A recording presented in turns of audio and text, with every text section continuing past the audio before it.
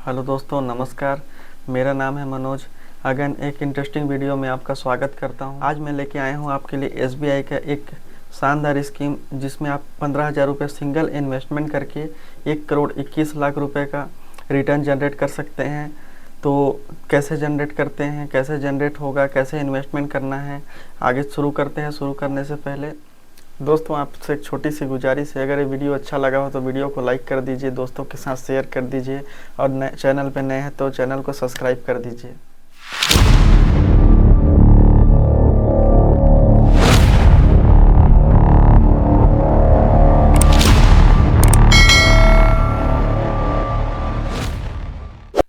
दोस्तों, आइए इस प्लान के बारे में जानते हैं। ये एसबीआई का एक म्यूचुअल फंड प्लान है, जिसका नाम है SBI Magnum children's benefit fund. इस फंड ने काफ़ी अच्छा ग्रो किया हुआ है। दोस्तों, म्यूचुअल फंड का पैसा इंडियन शेयर मार्केट में इन्वेस्ट किया जाता है, और हमारा भारत का शेयर मार्केट काफ़ी अच्छा ग्रोथ पे है, और आने वाले समय में भी ग्रोथ देगा।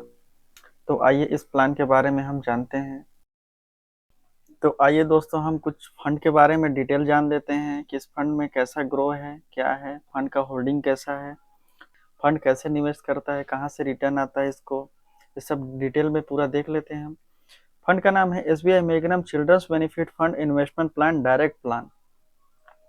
ये डायरेक्ट प्लान है। आप यहाँ पे देख सकते हैं, वैल्यू रिसर्च ने 5 स्टार का रेटिंग दिया है। रिस्कोमीटर जो है यहाँ पे वेरी हाई है।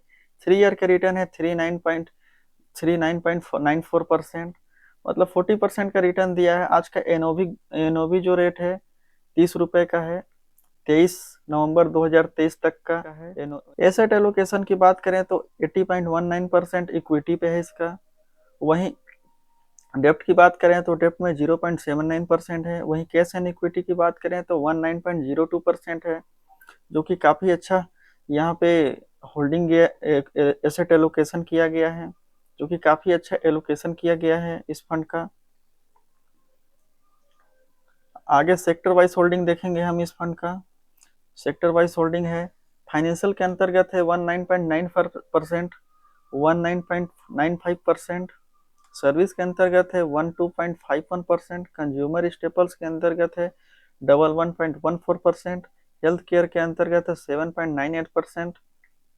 वहीं केमिकल के अंतर्गत है 7.54%। कंज्यूमर के अंतर्गत है 6.24%। इंश्योरेंस के अंतर्गत है आपका 5.69%। कम्युनिकेशन के अंतर्गत है 3.16%। कंस्ट्रक्शन के अंतर्गत है 2.22%। कैपिटल गुड्स के अंतर्गत है 1.5%। टेक्सटाइल के अंतर्गत है 1.08%। इतना एसेट एलोकेशन किया गया है। आपका जो फंड है, जैसे एग्जांपल ले लेते हैं, 1,000 रुपये का आप निवेश करते हैं, तो 1,000 रुपये को इतने सेक्टर के अंतर्गत डिवाइड किया जाएगा।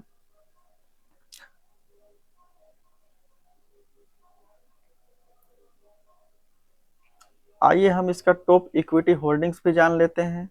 टॉप इक्विटी होल्डिंग्स क्या होता है? जैसे कि हम एक शेयर खरीद रहे हैं तो डायरेक्ट हम शेयर में निवेश करते हैं, वैसे हम यहाँ पे एक म्यूचुअल फंड खरीद रहे हैं तो वो म्यूचुअल फंड, एक फंड मैनेजर बैठते हैं वहाँ पे। वो फंड मैनेजर कितने जगह पे डाइवर्सिफाई कर रहे हैं, कितने जगह पे फंड को एलोकेट कर रहे हैं, कितना फंड पे डाल रहे हैं। आपका 1,000 रुपये एग्जाम्पल ले लेते हैं, अगर आप 1,000 रुपये दे रहे हैं, कितने स्टॉक में डाइवर्सिफाई करके आपका पैसा इन्वेस्ट किया जा रहा है, वो सबको बोलते हैं। हाँ, तो हम देख लेते हैं टॉप इक्विटी होल्डिंग्स के बारे में इस फंड का। टॉप इक्विटी होल्डिंग्स ये होता है, जैसे हम एग्जांपल 1,000 रुपये इस म्यूचुअल फंड में निवेश कर रहे हैं, तो हमारा फंड मैनेजर जो है बैठे हुए हैं, वो हमारा 1,000 रुपये को कितने फंड पे, कितने म्यूचुअल फंड, कितने स्टॉक्स पे वहाँ पे निवेश कर रहे हैं, उसका कंप्लीट यहाँ पे डिटेल पोर्टफोलियो बना रहता है कि आपका पैसा इतना इतना इस स्टॉक पे इतना इतना आपका निवेश किया जाएगा, इतना इतना परसेंट इस शेयर को खरीदा जाएगा आपका 1,000 रुपये से। तो उस हिसाब से जो भी रिटर्न उस स्टॉक से मिलेंगे वो आपको यहाँ पे देखने को मिल जाएंगे आपका म्यूचुअल फंड पे। टॉप इक्विटी होल्डिंग के बारे में चलिए हम देख लेते हैं, जिसमें हेटसन एग्रो प्रोडक्ट है, जिसका परसेंटेड एसेट परसेंट है 6.13%। मुथूट फाइनेंस है जिसका एसेट है 4.49%, अल्फाबेट है 4.47%, जुपिटर है जुपिटर है 4.25%, डूडल्स डेयरी है 3.77%, आपका डिविस लैब है 3.73%, HDFC बैंक है 3.71%, भारतीय एयरटेल है 3.16%, अर्चन केमिकल है आपका 3.15%, एंथर है आपका 3.05%, ICICI लम्बार्ड जनरल इंश्योरेंस है, इंश्योरेंस सेक्टर का है जो कि 2.92% है यहाँ पे। BRL लॉजिस्टिक आपका 2.90% है, रिलैक्सो फुटवेयर है आपका 2.83%, HDFC लाइफ इंश्योरेंस है इंश्योरेंस सेक्टर का स्टॉक है जिसमें है 2.77%, नेटफ्लिक्स है, आप जरूर मूवी देखे ही होंगे नेटफ्लिक्स में। नेटफ्लिक्स के बारे में हर एक व्यक्ति आज के डेट में जानता है, नेटफ्लिक्स कैसा ग्रो कर रहा है, यहाँ पे आपका पैसा लगता है 2.70%। State bank of India financial, state bank of India को जानते ही होंगे, आप लोगों का खाता भी जरूर होगा स्टेट बैंक ऑफ इंडिया में।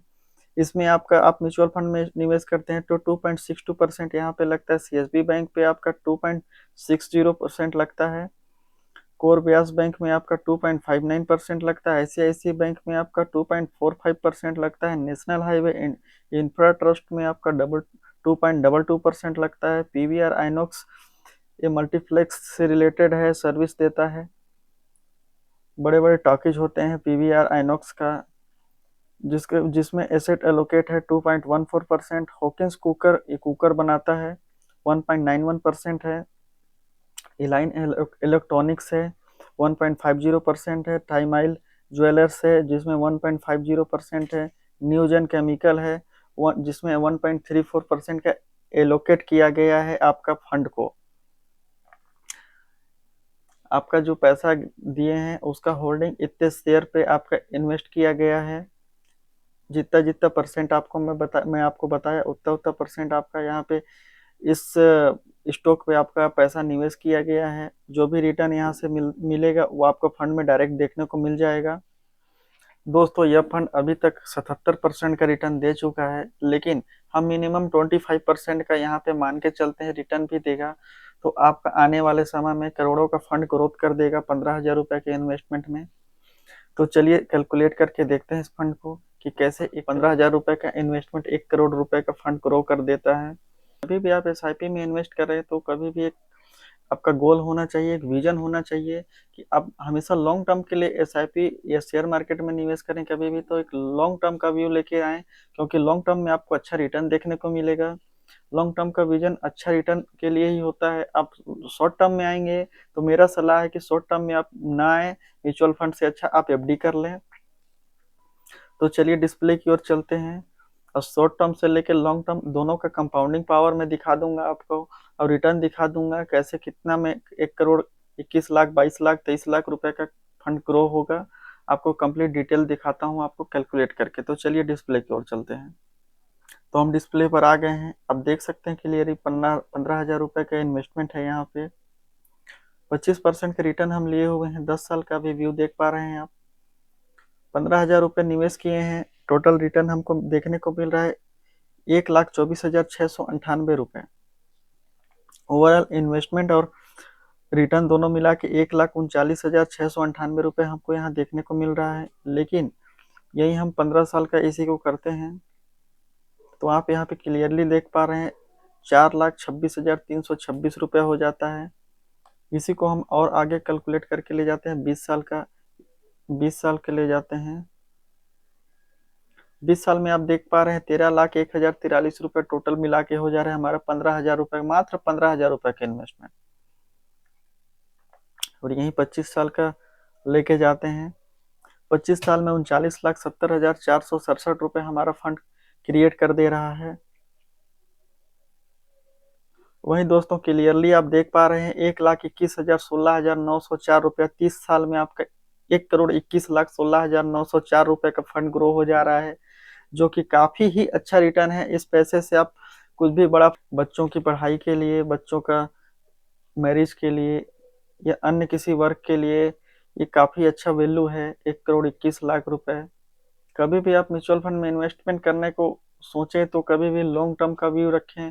शॉर्ट टर्म में मैं नहीं बोलूंगा कि आप यहाँ पे निवेश करें। शॉर्ट टर्म के लिए आपका एफडी है, काफी सारे बैंकों में अच्छा रिटर्न मिल जा रहा है, किसी बैंक में तो 8% का भी रिटर्न अभी देखने को मिल जा रहा है।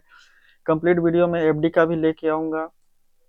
तो अगर चैनल पे नए हैं तो चैनल को सब्सक्राइब करके रखें, ताकि एफडी का भी वीडियो लेके आऊँ, स्कीम से रिलेटेड वीडियो लेके आऊँ, म्यूचुअल फंड से लेके आऊँ, स्टॉक से लेके आऊँ, लोन से लेके आऊँ, तो आपको नोटिफिकेशन सबसे पहले मिले। इसलिए आप अगर वीडियो अच्छा लगा हो तो लाइक भी कर दे, वीडियो को दोस्तों के साथ शेयर भी कर दे, चैनल सब्सक्राइब भी कर लें। मैं